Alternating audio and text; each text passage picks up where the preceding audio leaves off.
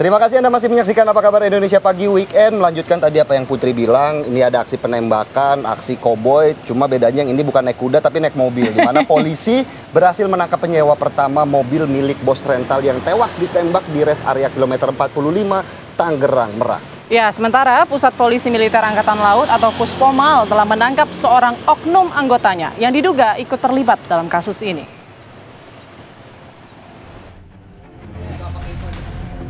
Polisi menangkap Ajat Supriyatna, orang pertama yang menyewa mobil milik Ilyas Abdurrahman yang kemudian tewas ditembak di res area kilometer 45 Tol Tangerang Merak, Kamis dini hari oleh komplotan penggelapan mobil rental.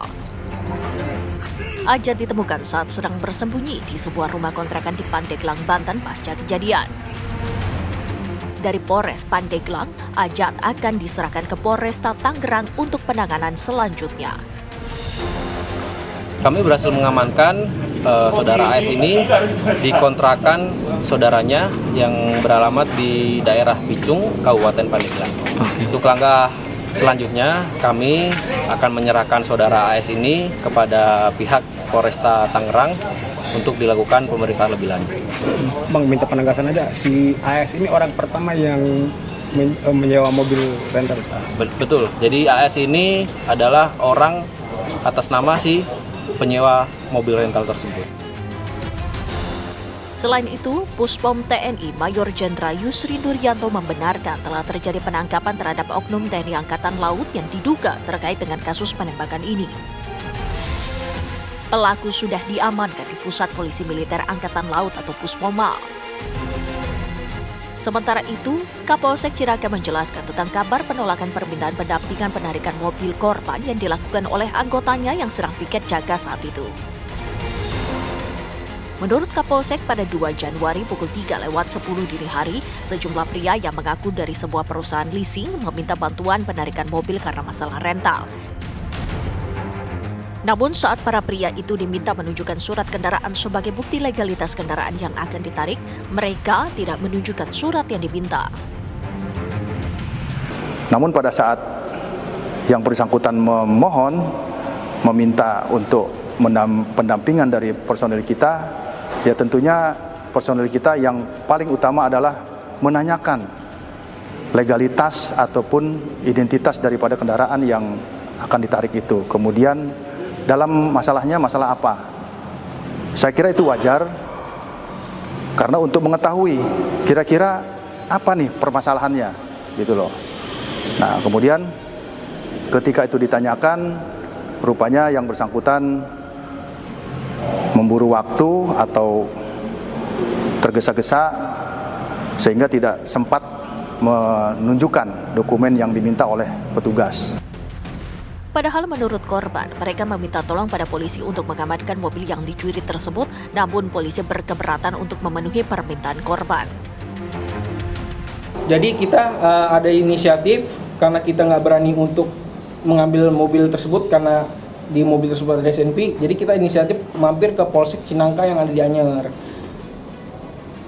Sayangnya dari Polsek Cinangka itu kita minta pendampingan ya, karena kita kan nggak ada bawa apa-apa, itu dia keberatan untuk mendampingi kita. Sebelumnya, korban beserta anaknya Rizky Agam hendak mengambil mobil rental miliknya yang diketahui hendak menuju Jakarta dari Tangerang. Saat akan mengambil mobil, pelaku tiba-tiba melepaskan tembakan secara brutal dan melukai 2 orang. Berdasarkan hasil olah TKP, polisi menemukan 5 selongsong peluru 9 mm dan 1 unit mobil sedan oranye dari lokasi kejadian. Dari Cilegon dan Lebak, Banten, Siti Ma'rufa, Andre Sopian, TV One mengabarkan.